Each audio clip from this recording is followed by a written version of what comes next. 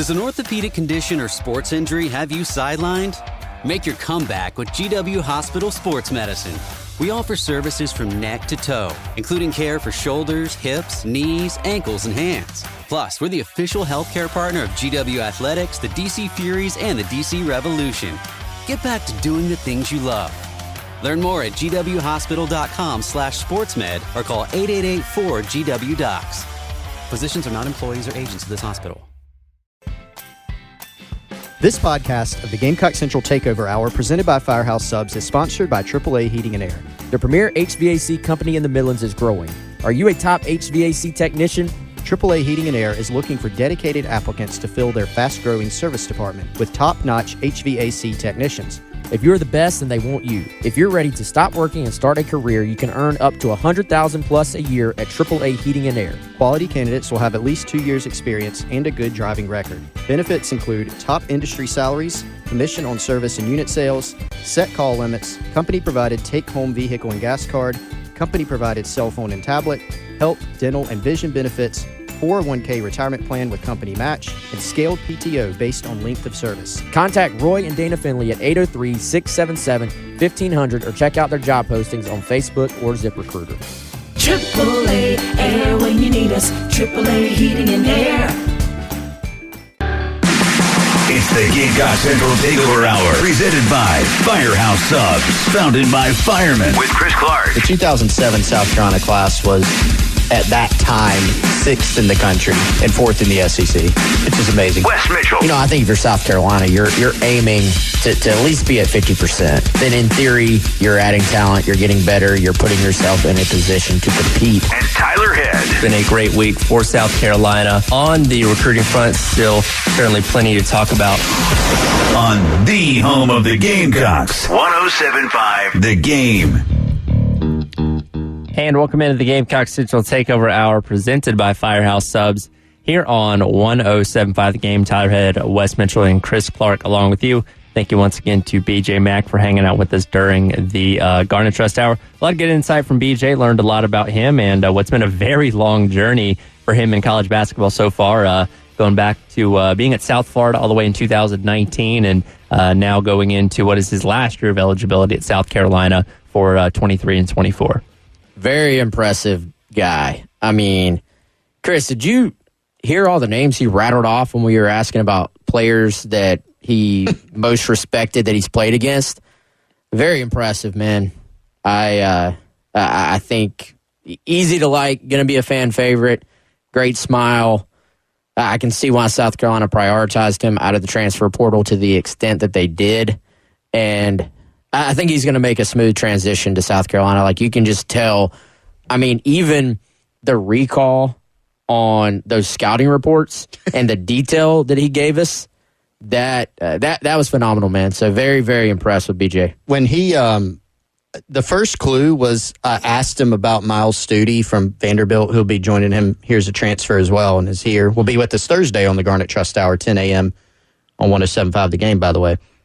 And I was just trying to get him to say, like, you know, Miles is a big guy who can really shoot it. And he started talking about, like, well, he got into the opponent. This is how we defended him. Like, this is what we were supposed to do. Had one for Talon Cooper as well. Had one for Stephen Clark. So he ran down all the transfers for us. So that was good. But I thought he made, and there's plenty of material that he gave us to get to, but I think he made a great point about last year's team. You could tell he paid attention to it. He told us he did the scouting report on the entire roster, the guys that are returning and the guys that will be joining him. And he talked about experience, right? So when you look at what's joining this team, it's a really interesting transfer class. You've got Cooper, who's played a lot of college basketball. BJ Mack's played a lot of college basketball. Stephen Clark, same thing. And then Miles Studi as well. Played a lot of basketball. And these guys have played against high-level competition. You know, Stephen Clark, BJ Mack, both coming from the Southern Conference, but you heard some of the teams that he mentioned that they've played at Wofford. You know, BJ Mack played against Texas A&M. They played against Vandy. Talon Cooper played in the Big Ten. Miles Studi at Vandy played SEC competition every week during conference play. So a lot of really, I think, impactful experience joining this roster, plus some guys that are really talented and have a really kind of unique skill set, which BJ Mack has a really unique skill set. Tyler, your biggest takeaway from the interview? Oh gosh, man, what you said about him having the full scouting breakdown of everybody on the team was really, really impressive. And again, he's been around the game of basketball for a while at the college level, so a lot of good insight and somebody that I think they can definitely turn to as a leader on this team when the season rolls around. Well, and so when BJ signed with the Gamecocks, so he's been here, less than a couple weeks officially. He said June 3rd. June 3rd. Yeah, so 10 days or so. And officially signed with the Gamecocks in May, so early May. And Lamont Paris had just some, I think, really insightful comments about him in the press release. I've always noticed, like, Lamont Paris in the press releases about players, he doesn't give your standard boilerplate. Like, he tries to go a little bit more in depth. And he said that BJ Mack has a rare offensive package. And I think that's true, because here's a guy that's 6'8", has some, but isn't a skinny 6'8". Like, he has some girth to him. He's 240? Did he tell us his weight? I think he's listed at like 245. So he can score in the post. He can defend the post, but he's also a really good free throw shooter. He's 82% for his career. And then he can step out and shoot the three. So in the 2021-22 season, he was just under 45% from three. I mean, if you find a guard that shoots that, you're thrilled about it. So I think that's something that stands out about BJ, in that he's going to be able to give you another presence. That was something that was missing last year. Josh Gray really came along, but South Carolina needed more presence in the paint. Matt gives you that, but he can also give them something else they were missing last season, which was more outside shooting. Meechie Johnson was a streaky but effective shooter for them outside. Now you're bringing in BJ Mack, who can shoot the three. Miles Studi is another guy who's like a three-man who can also step out and shoot the three for you. How about that Saban story? Like, they bring Saban in to help him recruit for the basketball team, and then Saban's like, all right, we're going to put you at tight end. Like that. I mean, looking at him, though, like, I can see why he played football for the first part of his high school life. I loved how you asked, because he was like, well, what was the pitch? And he's like, Saban says, well, if you come to Bama, you'll be a first rounder. It's like, well, what sport? Like, because I feel like Saban would just he would go into like Saban mode, and it could be like, I could go in his office about to make you into a first rounder. There's no problem. I imagine a lot of the other coaches around Alabama athletics lean on Saban sometimes with some of those recruiting visits, like, hey, I'm going to bring this guy by your office, 5 minutes. Sell him the program, basically. He's getting calls from like track. Like, all right, coach, I need you to meet with this guy. Saban's like, if I meet with him, I can. Here's the rule: if I meet with him, I can pitch football to him. Hey, women's soccer player, come be a kicker for us. Yeah, I got first crack. Like, that's the only rule. BJ Mack is an offensive tackle, though. No, dude. Why? No. He's 240. You saw BJ Mack just sat by you for an hour. He can't put on more weight. He's got 1 year of eligibility left. Oh, we're talking. That's not important. He's got 2 months before the season starts. We're talking 3 months. We're playing him. I'm talking in a real world. Like, he was like, you know what, guys, I'm going to do football. Yeah. He's not playing offensive tackle. Not this season. He's catching passes. He's going up over top of linebackers and safeties for me. No, I like it. Running down the seam. If he had 2 seasons, we can make him into an offensive tackle. Are you going to put that in Beamer's ear now? Like, hey, see this BJ Mack guy on the basketball team? I don't know. They do have some pretty good tight ends over there. So one more couldn't hurt. I think BJ should focus on basketball in all seriousness. Yeah, Lamont's like, what the heck are these idiots talking about? It's like, stop that right now. He was like, as a high school freshman, he did play football. Yeah. And did we get the position? Tight end. He said tight end. He did say tight end. Hitting the knees, and he was done after that. That was a good call. Yeah, a lot of times you see football guys that think they're hoopers, and they have to be like convinced. Okay, man, you're 5'11". Let's go play DB. Let's go play receiver. Let's give up the basketball. You're probably not going to play for Duke in basketball. You need to focus a little bit. Yeah, not everybody can be Tony Gonzalez, Antonio Gates. I think Jimmy Graham was also a Yes, he basketball was. player, too. He was in Miami, right? Yeah. Yeah. But BJ Mack, I mean, again, I'm going back to the skill set. 50% field goal percentage in his career at Wofford. Had the really good season. Not a huge volume three-point shooter, right? He only took 87 in his junior season, but hit almost 45%. And for his career, he's 37% there, and then 82% for his career from the line. So this is a guy, again, that's played a lot of basketball. As Wes said, 1 year left. But he's played 85 games and started 69 games during his career. So he's going to give you just a lot of valuable experience. And I think he's going to be a hugely impactful player this year. Yeah, and again, he played a couple games on the road against SEC opponents in LSU, Vanderbilt, and Texas A&M. He wrote off some of the guys they went up against, including Miles Studi, who's going to be one of his teammates this year when they did play against Vanderbilt, and put up pretty good numbers against SEC opponents. So it's not like he's coming in completely blind to what playing this level of competition is going to be like this season. Yeah, no, I think experience, just basketball IQ, obviously kind of off the charts, I feel like, after sitting with him for an hour. I think this guy, you typically think of your point guard being your floor general, but that experience he has, and I was also a little bit, maybe I shouldn't have been surprised, but it caught my attention how much he already knows some of these other guys that are going to be on the team. Stephen Clark, obviously, they went to high school together at one point in Clark's career.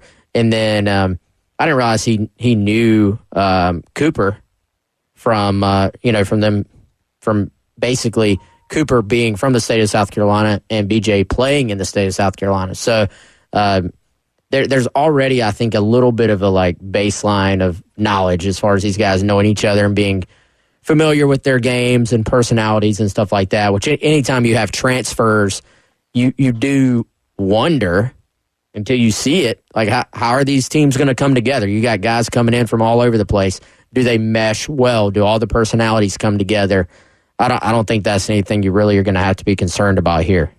No, it doesn't look like it. I think when you look at just the types of personalities they're bringing in, where the guys are coming from, it's a group that I think will mesh pretty well. And you're right, that is a big question, particularly on a basketball team.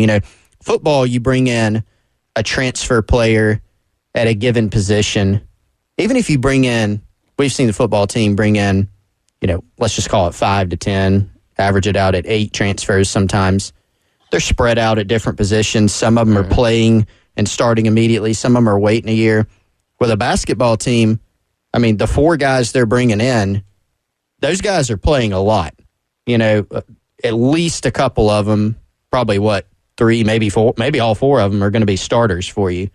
But to simplify it, they're all playing a ton this year. So you're almost flipping an entire team or an entire unit that you're going to be able to platoon out there on the floor. So you do have to be concerned about, how that's going to affect your roster, how it's going to affect your overall team in your locker room. But bring a guy like BJ Mack in, there's no issues there. I don't know anything about those other guys, but BJ Mack is going to be starting. I can promise y'all that. Yes. Yeah, and again, if you missed any of that conversation, I'll have it up shortly on 1075thegame.com on our podcasting page. Up next, though, yesterday was a very big day in the recruiting world for South Carolina as we got 3 total welcome homes. We'll talk about those next. You're listening to the Gamecock Central Takeover Hour presented by Firehouse Subs on 1075 The Game. It's the Gamecock Central Takeover Hour. 1075 The Game.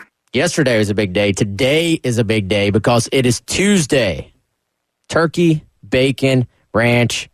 Chris is dancing. Tyler's nodding his head. There are people out in the streets right now dancing about Turkey, Bacon, Ranch Tuesday. That's at Firehouse Subs, our presenting sponsor here on the Gamecock Central Takeover Hour on 1075. What does that mean? That means a $7.99 medium or a $5.99 small. But who wants the small? Go for the medium, $7.99 at Firehouse Subs.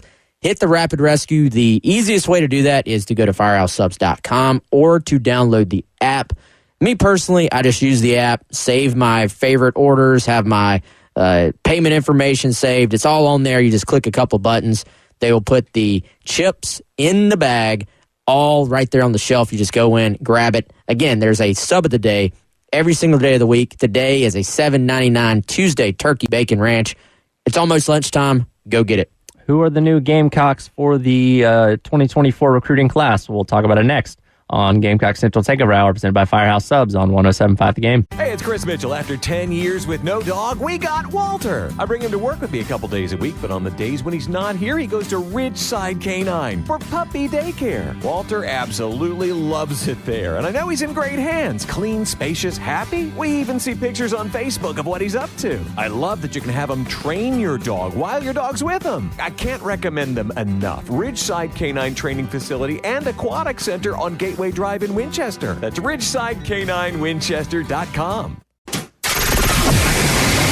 the Gamecock Central Takeover Hour. Presented by Firehouse Subs. Founded by firemen with Chris Clark, Wes Mitchell, and Tyler Head. On your home of the Gamecocks. 107.5 The Game. This should be played at high volume, preferably in a residential area. And welcome back into the Gamecock Central Takeover Hour, presented by Firehouse Subs here on 107.5 The Game.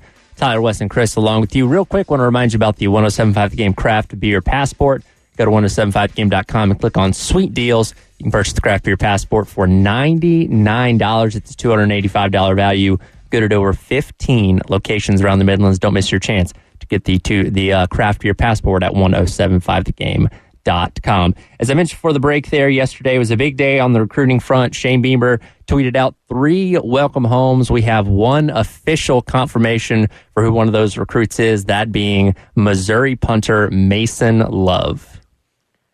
And now we're going to tell you who the other two... I'm just kidding. We can't do that yet. But, yeah, Mason Love, number 4 punter in the country, according to Cole's Kicking, which I believe is the premier ranker of kickers and punters in the country. They've certainly been doing it longer, I think, and on a bigger platform than anybody else. So whenever those guys say, hey, this guy's number 4 punter in the country, I tend to listen. And Chris, I don't know what else you want to tell folks about him, but basically I sort of just, when it comes to something like that, I just be like, all right, those guys know way more about this than I do. They have actual combines for kickers and punters. So when they say he's number 4 in the country, that's pretty freaking good.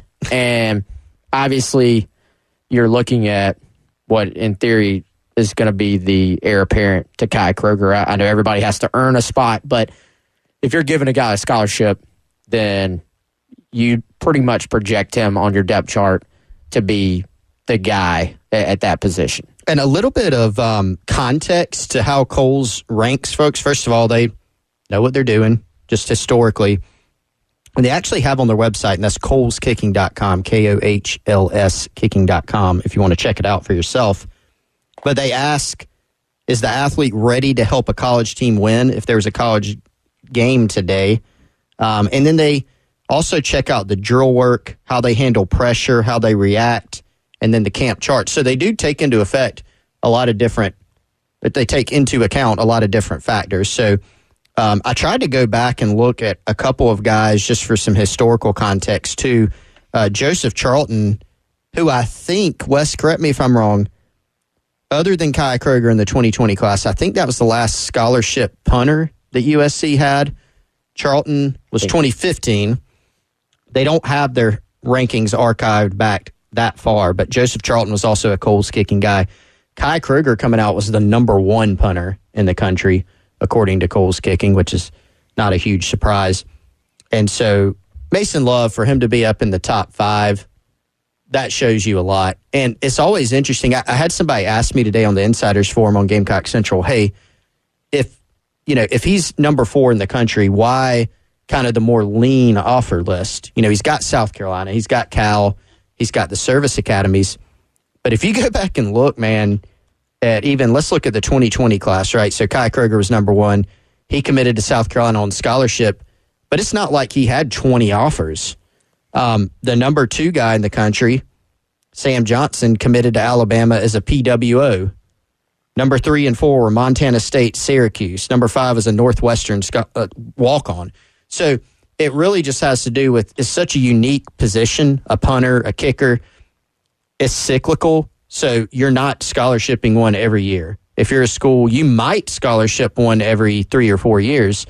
Other than that, you're generally looking for walk-ons if you really, really need a guy, if you find a guy who's really good. you might go ahead and offer him a scholarship out of high school. And Kai Kroger, I believe he has 2 full years of eligibility left with the COVID year as well, right? So Mason Love could be waiting a couple more years before we finally see him play significant time at least. Yeah, well, it actually works out perfectly because Mason Love's class of 2024. So Kai has 2 years left, but that's counting this year. So if Kai were to use both years, then you're Mason Love, you finish out your high school senior year this year, then you could redshirt your first year at South Carolina, and then you would have your 4 years there to, in theory, start as well. And to sort of even, I think, add more context to the offers for punters and kickers, you got to also think about it. Not only, like Chris said, is it cyclical where you're going to take a guy every 4 years, but schools really aren't offering multiple punters. You know, like if you think about it, every single other position, there are offers. Like if you're taking one quarterback, you may offer 5. If you keep missing on guys, you may offer 10.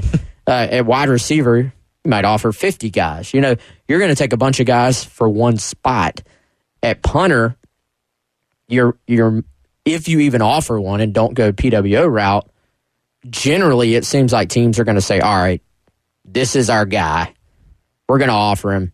And you're probably really only going to offer him if you feel pretty good about getting him. I feel like South Carolina got to the point of like, all right, bringing him on OV. You knew once he popped up on the OV list that it's like, okay, they really want this guy. Yeah. But they still hadn't even offered. They didn't offer until they got him to campus, spent time around him, and sort of continued that eval. And I'm sure that piece of just being around him and seeing if he's a fit and seeing what his approach is, was probably big, I'd imagine, for Pete Limbo as well. But they've offered a punter in this class.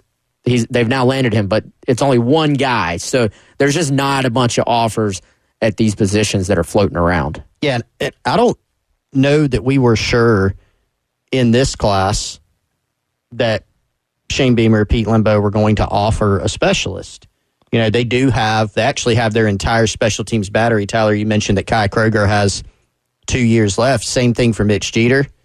Same thing for Hunter Rogers, who originally came here as a walk-on, is now a scholarship guy as a deep snapper. They have all those guys for 2 years. And so I think we really weren't sure, okay, do they feel like they have some other guys in the pipeline? Will they go the PWO route?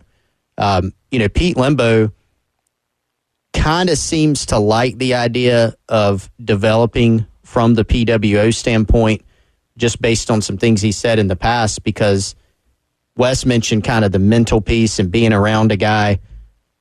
It's different, seeing a guy's skill set and then getting him into the college game, seeing how he performs. Now, Wes made a great point yesterday. I'm a steal, and Wes, you can jump in.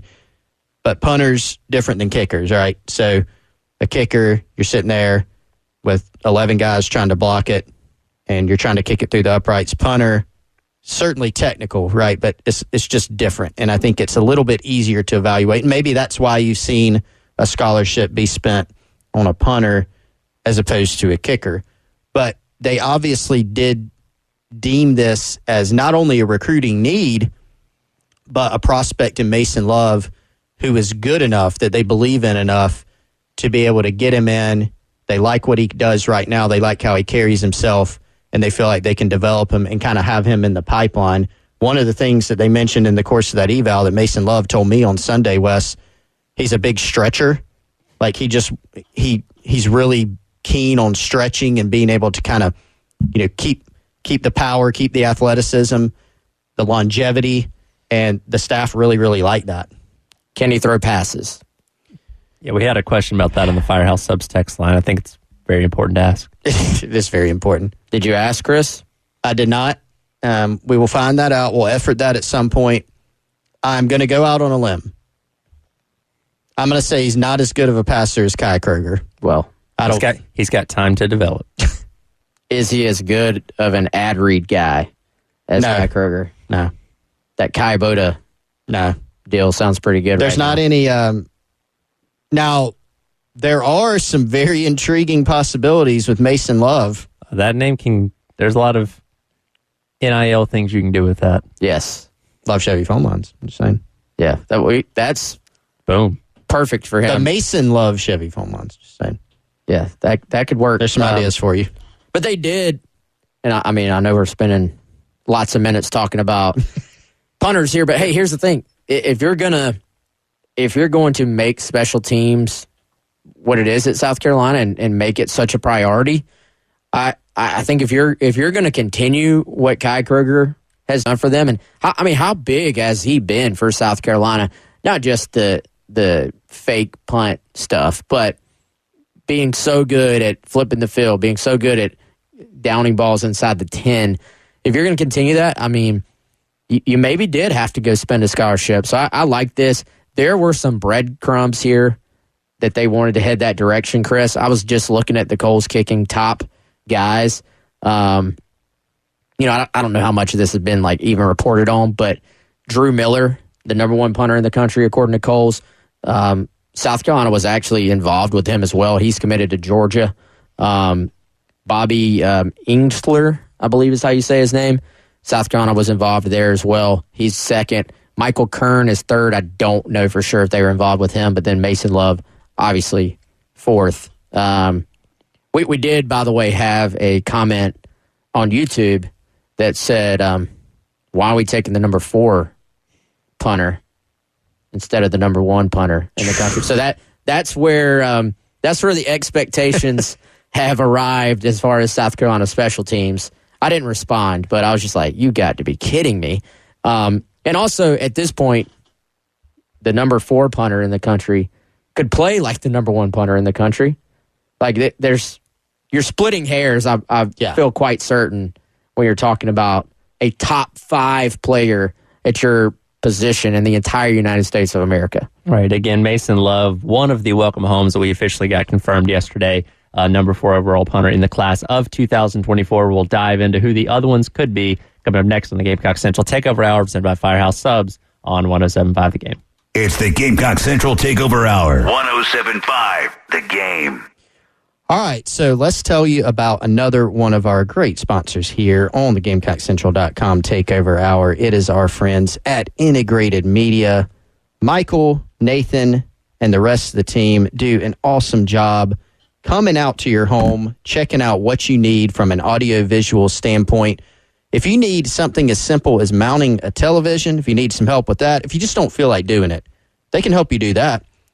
But they can also outfit your home and your outdoor, actually, with an entire smart home system. That's right. You can control everything from your electronic devices to your security system, your cameras, all from your smartphone, even when you're away from home. TV installations, security and cameras, audio and video, smart home and home theater solutions. If you've been thinking about that man cave, if you've been thinking about a really cool TV setup outside with a sound bar or Sonos wireless speakers, they can do that for you. If you need help with your internet signals so that you can stream on multiple devices, make sure you check out all the sports action. Make sure you check out all your favorite movies and television programs. They can do that for you too. Check out some inspiration photos if you need some on their Facebook or their Instagram accounts. Integrated Media SC is where you can find that. You can visit their website, integratedmediainc.com, or give them a call, 803-948-8327. That is Michael, Nathan, and our friends over at Integrated Media. It's your home, just smarter. Give them a call, 803-948-8327. More recruiting talk next. Gamecock Central Takeover Hour, presented by Firehouse Subs, 107.5 The Game. It's the Gamecock Central Takeover Hour. Presented by Firehouse Subs. Founded by firemen with Chris Clark, Wes Mitchell, and Tyler Head on your home of the Gamecocks. 107.5 The Game. And welcome back into the Gamecock Central Takeover Hour, presented by Firehouse Subs on 107.5 The Game. Tyler, Wes, and Chris, along with you, talking about the 3 welcome homes that were sent out yesterday.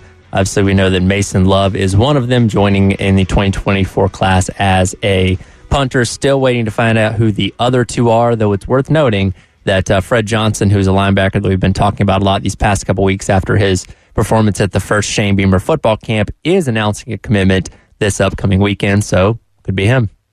Could be related, could not be related. I'm just putting it out there. Could very much be related. Timing, suspect. He posted on his Instagram a countdown to commitment, which is much like a countdown to kickoff, and it ended on Saturday. Yes. So at midnight, right? Yes, but I at midnight, but I think that was just, he probably put in the date, not like a time. Yeah. No, you need to be on the Instagram at 12:01 on Saturday morning. I don't think he's committing at midnight. I think that was just, wow, you never know. That's the exact moment that it turns 6:17. We've done all sorts of commitments, Wes. I think we've done some midnight commitments. Probably. We've done the Christmas Day commitment. I've done the July 4th. The Memorial Day. Let me just tell you, if there's any July 4th ones, I'm out for that this year. Go ahead and claim that. All right. I'll be on vacation. I'll put my name on the roster. I'll be on vacation that week. But Fred Johnson, and by the way, also, if you go to his profile, still listed as 195. There is some confusion. Oh, but I've requested that change. Or you could just change it. Not allowed to anymore. Oh. I have not been revoked. We're just not supposed to change it. I mean, it's verified, though. It is verified, which I have pointed out. It is double confirmed, triple checked, and verified. 6'3" and a half, 225. Yes. 4.5 something, 40-yard dash. Very quick shuttle as well. Just an athletic kid, Chris. And, has actually quickly kind of moved up the rankings. He's a mid-high-ish 3-star.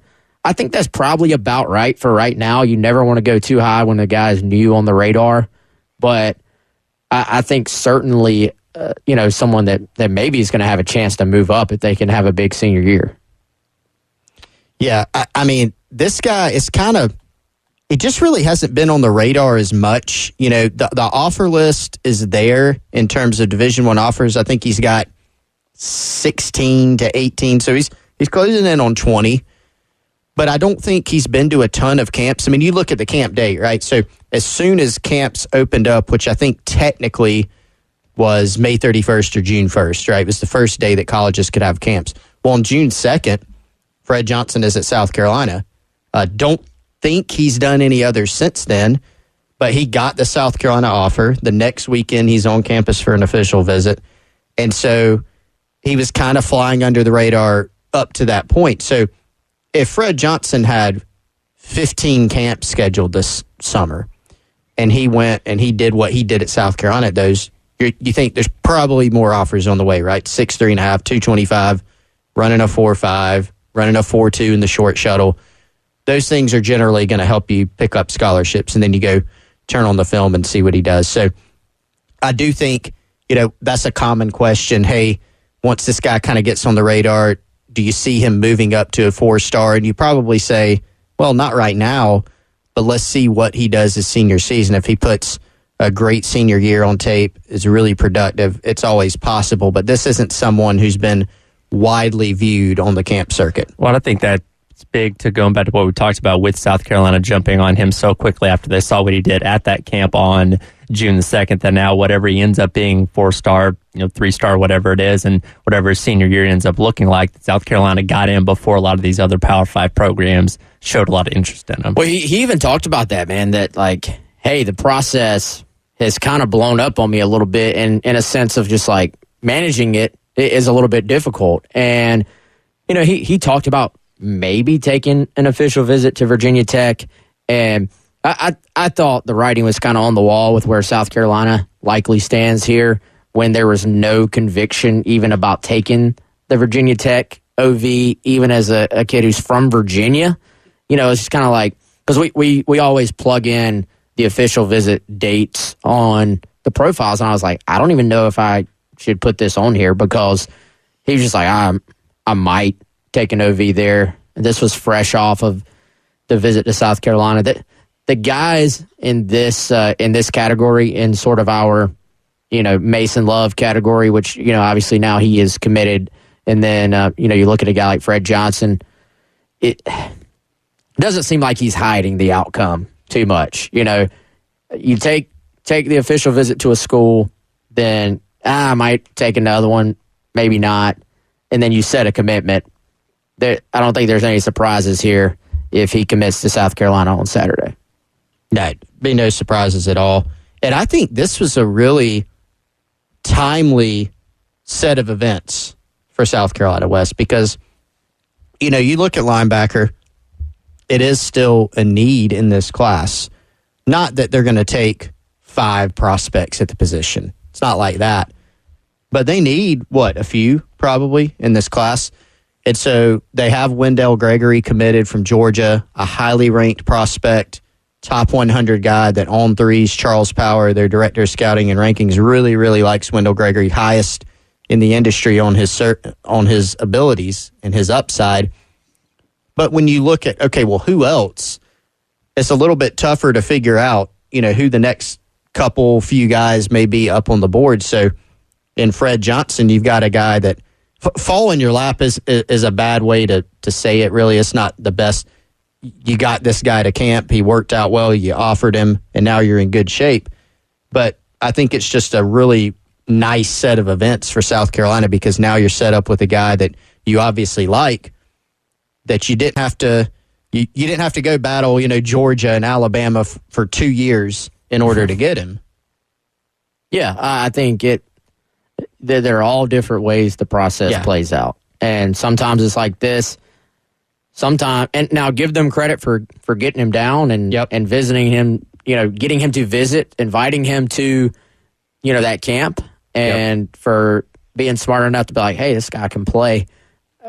Sometimes you get a little luck that the date you invite him, he comes to your camp maybe before some others, and, you offer and you take it from there because, not that this was his first offer, but, first big SEC offer. Guys never forget sometimes, I think. So I think that was big. And right now, so a little bit, it's not a massive disagreement. And again, this is, I think, a very fresh eval. You look at a guy like Charles Power, he is extremely meticulous. I mean, he has sort of walked Chris and I, and you can find it on one of those YouTube podcasts. You can find a little bit about his process in evaluating guys. Chris, I kind of almost look at this 88 rating from On 3 and Charles. You can almost call it a placeholder. Like, okay, there's a baseline level of talent here, a nice offer list, good size, some verified measurables.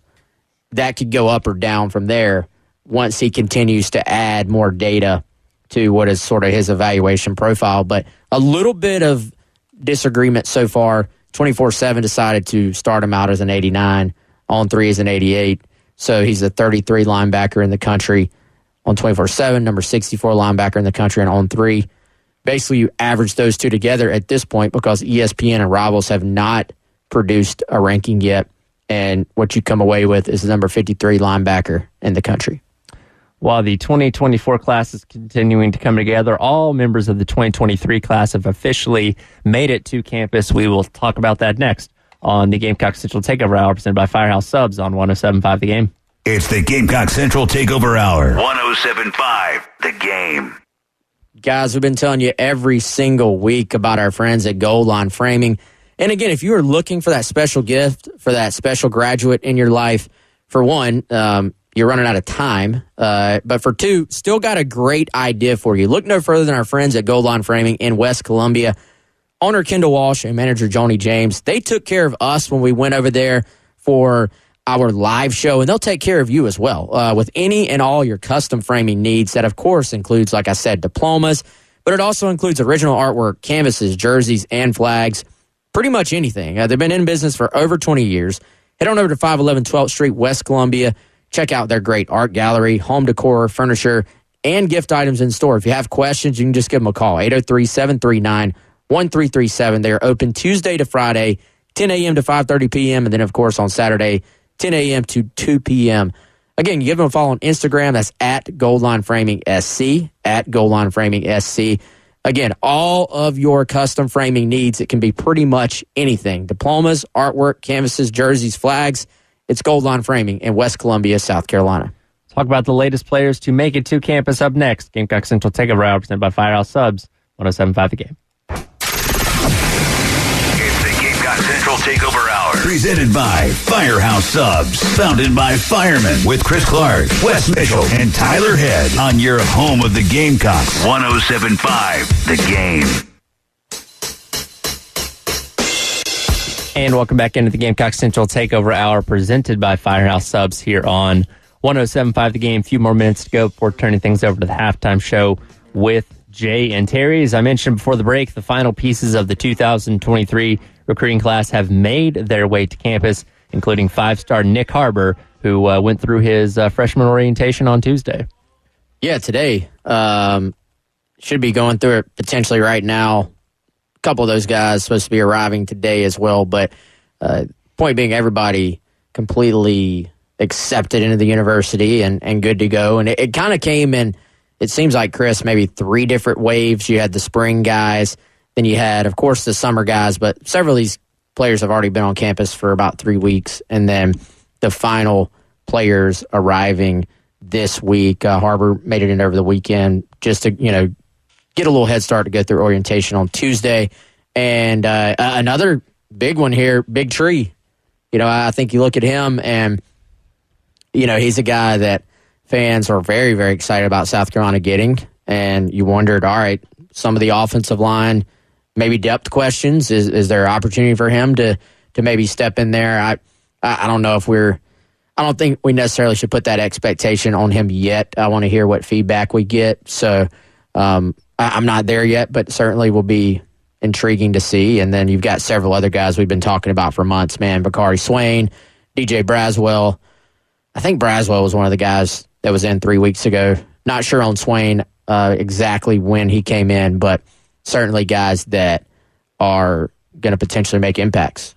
Yeah, and these guys, especially this year, this summer, going into preseason, are worth talking about, and lots of them, because Shane Beamer's made it very clear.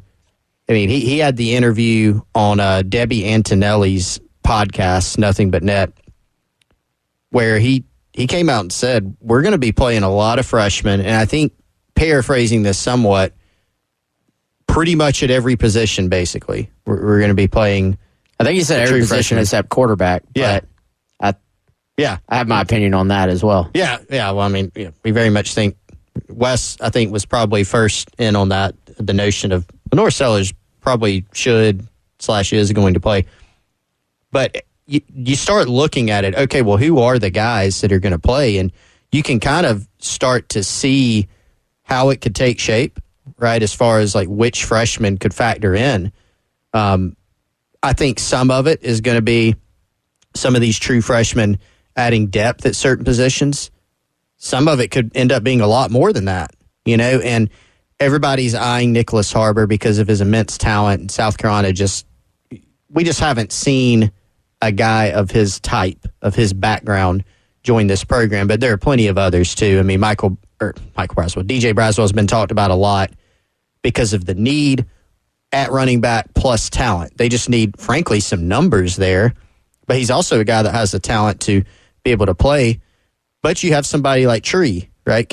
Marquis Anderson is a guy that Shane Beamer's come out and said he's going to play. Now, what does that look like? We don't know yet how much and what role, but he'll factor in. And I think Bakari Swain's a huge one.